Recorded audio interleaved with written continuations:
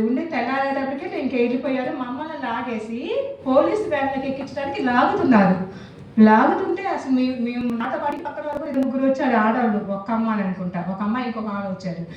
మమ్మల్ని అందరం లాగుతుంటే అసలు మేము వెళ్ళటం లేదు, లాగడానికి కూడా మేము అసలు చేతులు ఇవ్వటం లేదనమాట.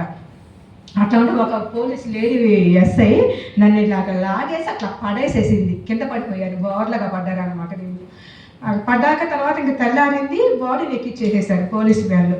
బాడీని ఎక్కిచ్చేసి మమ్మల్ని తీసుకెళ్ళాలి, అక్కడ పోస్ట్ మార్టం చేయాలంటే నేను ఉండాలంట కదా, నన్ను తీసుకెళ్ళాలంటే పిల్లలందరూ చుట్టుముట్టారు నన్ను. వెళ్ళొద్దమ్మా, నువ్వు వెళ్ళొద్దు, ఇప్పుడు తీసుకెళ్ళడం ఏంటి, వాళ్ళు ఆగాలి, వెళ్ళొద్దు అనేసి నన్ను చుట్టుముట్టారు. అంతలోకే గుంటూరు నుంచి రియాజు ఇంకా కొంతమంది అక్కడ మేము ఉన్నప్పుడు మా ఇంటి పక్కన వాళ్ళందరూ దాదాపు 10-15 మంది వచ్చారు. ఇంకా వచ్చినాక రియాజ్, నువ్వు నన్ను తీసుకెళ్తే నా పిల్లడు బతికేవాడే కదా, నువ్వు రాలేదు అన్నందుకు రియాజ్ ఈ రోజు దాకా నేను అన్న మాటకి ఏడుస్తూ ఉంటాడు. నేను చాలా బాధపడతాను ఇప్పటికి కూడా. When I arrived in the scene, it was almost like a movie scene where the police were present, where the fire extinguisher vans were present, and they were spraying the students with all the water. And at the same time, the students were trying to hide my son's body in another room, trying to stop the police from taking them. And in the process, the police thrashed so many of the students, and yet they didn't cave. They were still trying to protect the body inside, at which the police broke the lock. And in the process, they were trying to pull me along with the homeowners who were there to help me. And this lady police tried to push me or pull me into the van, at which I fell. And they were trying to take me away from there so that the postmortem can be performed on my son. And the students were trying their best to stop me from going so that it can be delayed. And at the same time, Riaz also started from Guntur and he arrived by the morning. And at which in the overwhelming emotional state that I was in, I happened to tell Riaz that it is because you refused to come the other day to take me to the university now that my son is dead.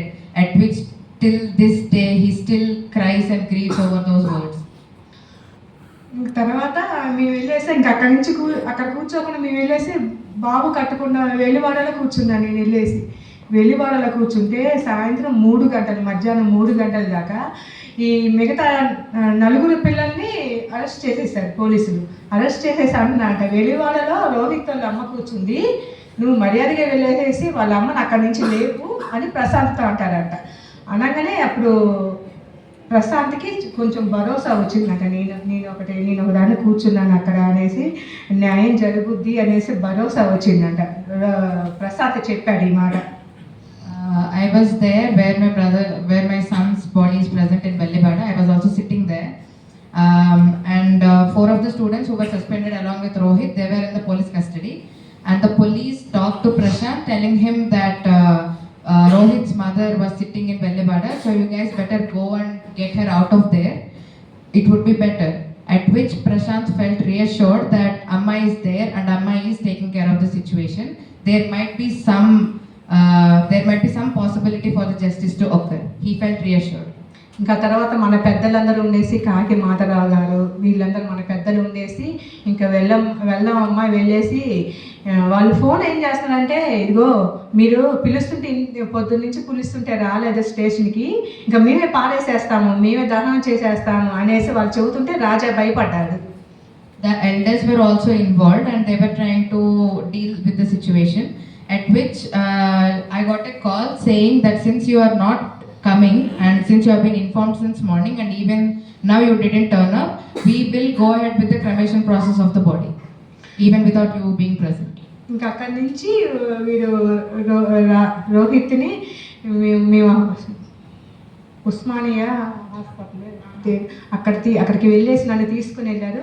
ఇంకా తర్వాత బాడీని ఇచ్చారు. ఆ బాడీని పోలీసులు అక్కడి నుంచి అక్కడే బరియల్ గ్రౌండ్ తీసుకెళ్ళి ఏర్పాటు చేశారు. ఎంత హడావుడంటే మా అంబులెన్స్కి పోలీసులు ఆపేసేసి ట్రాఫిక్ మొత్తం ఆపేసేసి ముందు మమ్మల్ని పంపించాలనేసి అంత ట్రాఫిక్ని ఆపేశారు అక్కడ. We were taken to the Osmania Medical College and Hospital and I was given my son's body.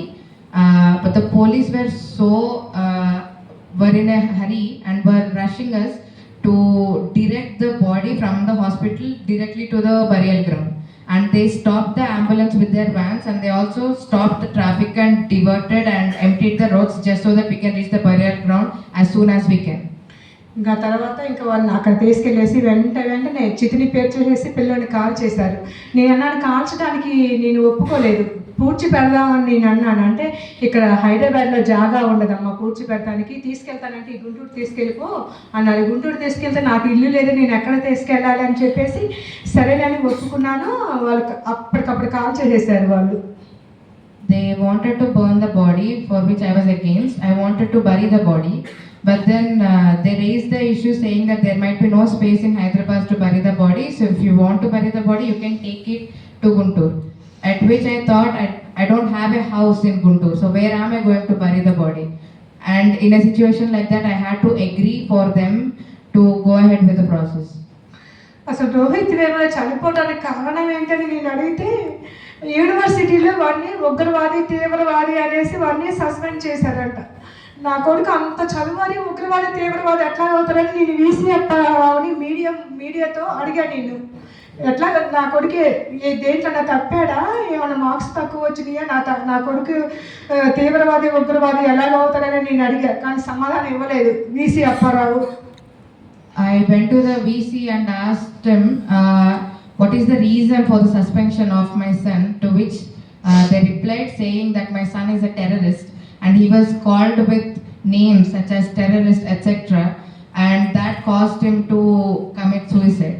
And I also asked them, if he is such a studious person, how can he be a terrorist that caused him to take his own life? Rohit suicide చేసుకున్నాడు అన్నారు. పిల్లడు suicide చేసుకోలేదు నాన్న, అది murder. అది అంత suicide చేసుకునే అంతగా వాడు అంత తెలివి తక్కువడు కాదు, అంత అమాయకుడు కాదు వాడు. అది మర్డర్ అన్నమాట, సూసైడ్ అసలే కాదు అది. It is often mentioned that Rohit committed suicide, but it is not a suicide, it is a murder, an institutional murder. ఇంకా తర్వాత ఇంకా నేను వెలువాడలో కూర్చోవడము, నేను ఇంకా ఏమని నిర్ణయించుకున్నానంటే రోహిత్ లాంటి వాళ్ళు ఎవరు ఇంకొక రోహిత్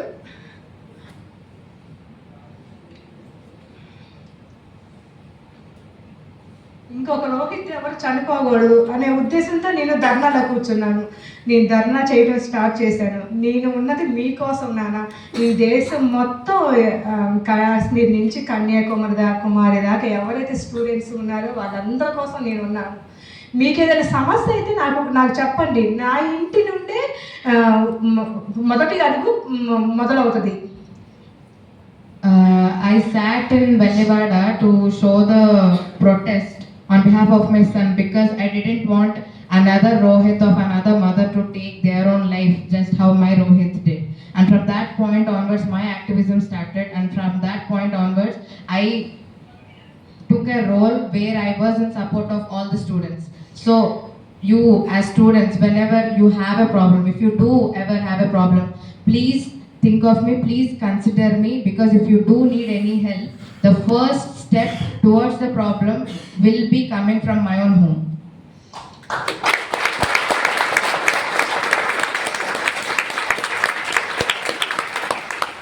ఇంకా రోహిత్ వేముల ఇన్సిడెంట్ జరిగిన తర్వాత మీకు అంతా తెలుసా, లేదా కొంచెం మాట్లాడమంటారా?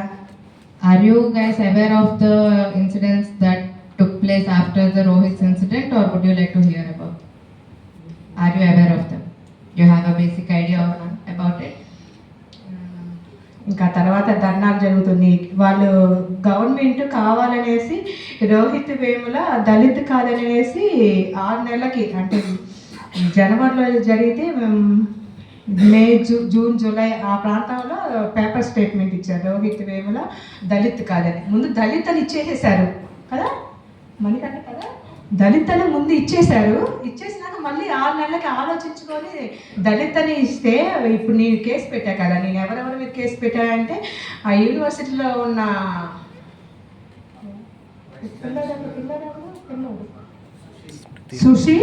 సుశీల్ అన్న పిల్లోడు, వాళ్ళ అన్న, వాళ్ళ అమ్మ, vice chancellor VC Apparao, MLC Ramachandrarao, Bandaru Dattatreya, Smriti Irani. నేను వీళ్ళందరి మీద కేసు పెట్టాను.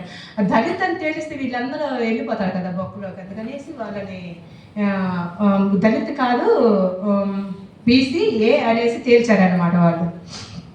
కానీ ఎవరు ఎంతమంది ఏది కాదన్నా కూడా దేశం మొత్తం తెలుసు. స్ట్రగుల్ పడ్డది నేను బాధపడ్డా నా పిల్లోడు పోయి. రోహిత్ వేముల దళిత్ అని అందరూ అంటారు, వీళ్ళు బొక్కాపక్కి వాళ్ళందరూ వేసి దళిత్ కాదంటే ఏం అవ్వదు. నేను దళిత్, నా పిల్లడు దళిత్ అయితే కాకుండా ఎందుకుంటారు? ఏం బీసీ వాడికి పుడితే బీసీ వాడు అని పెట్టాలని రూల్ ఏముందా? రూల్ ఏం లేదు, కానీ మన ఇష్టం వచ్చినట్టు మన క్యాస్ట్ పెట్టుకోవచ్చు. So the protest started happening right after the incident. So initially, right after the death, they mentioned that Rohit Vemula is indeed a Dalit student. After 6 months, the report that they submitted in the month of June or July, they mentioned that he is not a Dalit student, but he belongs to OBC category.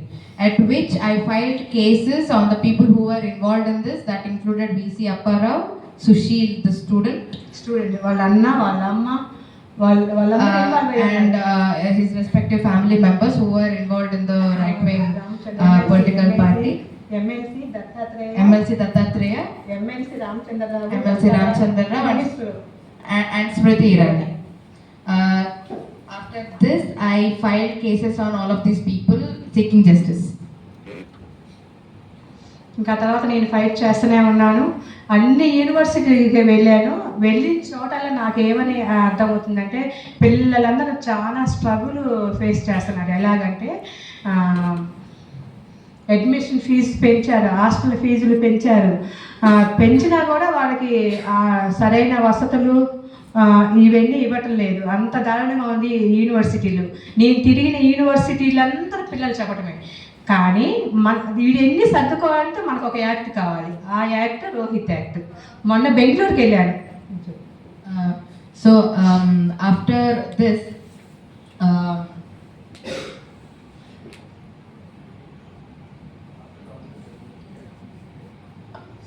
After this, I started the activism, and then I started going to all the universities to know about the students' problems. At every point, what I saw was it is not just limited to this particular issue that my son faced. It transcended into several other levels, into several other phases of the universities, at which I thought students are in need of help in different scenarios. It is not just limited to that. After looking at it, I understood the gravity of this scenario and how big it is.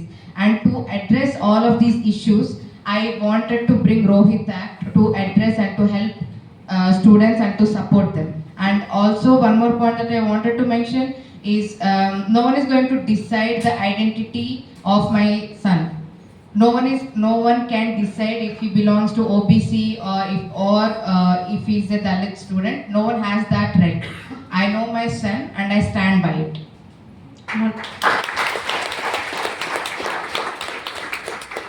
మొన్న నేను బెంగళూరు వెళ్ళాను. బెంగళూరు వెళ్తే Rohit act గురించి వాళ్ళు ప్రత్యేకమైన ఇట్లానే సింపుల్గా ఒక మీటింగ్ కండక్ట్ చేశారు.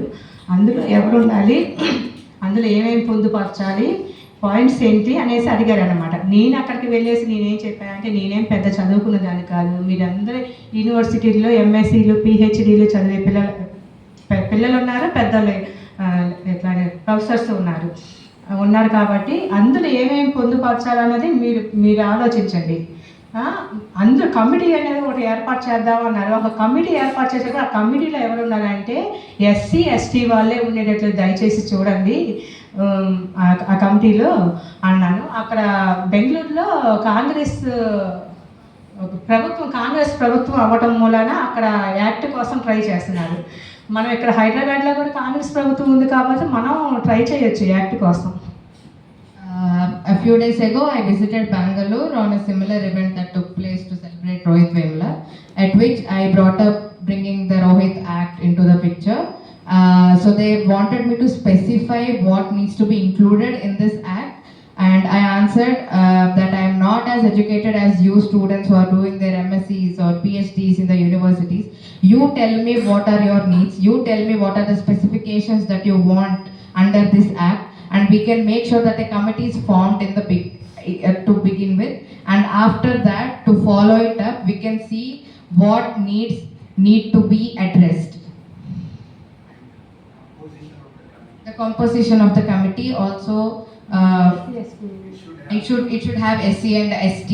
The committee should comprise of ST and ST backward caste people, not to include the people who caused the incident.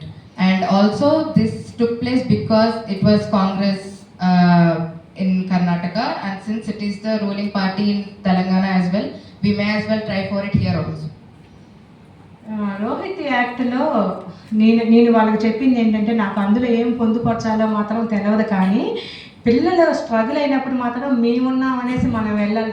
తప్పకుండా రోహిత్ లాగా ఎవరు అవ్వకూడదు. వాళ్ళ దగ్గరికి మనం వెళ్ళాలి, మనం వెళ్ళేసి వాళ్ళకి ధైర్యం ఇవ్వాలి, వాళ్ళ సమస్య మీద మనం పోరాడాలి. ఇది మెయిన్ ఉండేటట్లు చూడండి అనేసి నేను అక్కడ వాళ్ళకి చెప్పాను.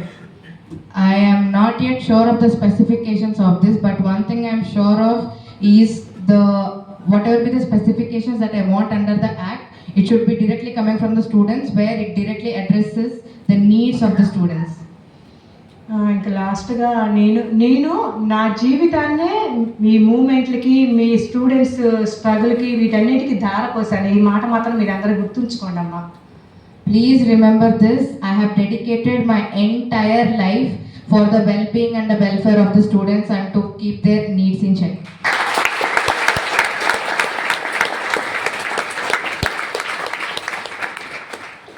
ఇప్పుడు 5% ఓసీలు అంటే అదర్ క్యాస్ట్ వాళ్ళు ఉండేసి, మిగతా వాళ్ళు అసలుకి ఈ ఇండియాలో అసలుకి మన దళిత్ ఆదివాసీలు మనది అసలుకి ఇండియా, వాళ్ళు ఎక్కడి నుంచో వచ్చేసి ఆక్రమించుకొని వాళ్ళు 5% ఉండేసి వాళ్ళు రూల్ చేస్తున్నారు.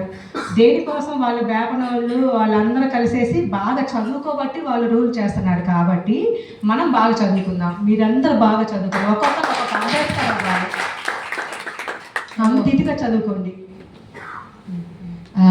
In the society, if you look at it, only 5% of the population is occupied by the OC Savarna caste people. Rest of the people comprise Dalits, Adivasis, etc.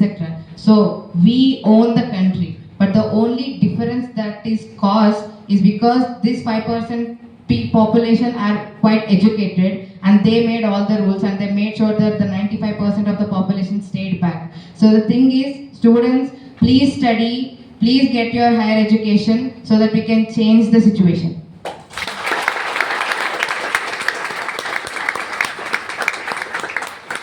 మీలో కూడా ఇక్కడ అందరూ నెమ్మదిగా కూర్చున్నారు, కానీ మీలో కూడా చాలా మంది ఫైటర్స్ ఉన్నారు, ప్రతి యూనివర్సిటీలో ఉన్నారు. కానీ ఫైటింగ్ కొంచెం జాగ్రత్తగా చేయండి, దొడదొడమని పరిగెత్తబాకండి.